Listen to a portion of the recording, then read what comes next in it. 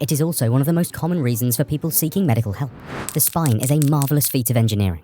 For the thin structure that it is, it bears a whole lot of weight and supports the entire upper body. While usually a sturdy structure, an injury or disease may damage the bones and the nerves inside. Pain is a common way for the back to communicate this damage. Severe pain, particularly that starts abruptly and prevents the person from moving around, should be investigated on a priority basis. Clinicians refer to it as acute back pain. For example, acute back pain can be caused by trauma. The other kind of pain is chronic back pain that is longer lasting, but may not have an abrupt time of onset and may fluctuate in severity. A common reason for such pain is the degenerative disease of the spine. We have explained this in our first part. Go check it out.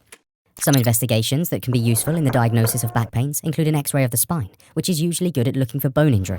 For example, fractures or thinning of the bone. MRI of the spine is also performed quite commonly these days. It has a much higher resolution than X-rays and can show the nerves, spinal cord, and the joints of the back in remarkable detail. Sometimes, the nerve conduction study, or electromyogram, may be performed to pinpoint the nerve pinched in the back. As for the treatment of back pain, most people would begin with self-medicating with paracetamol or ibuprofen.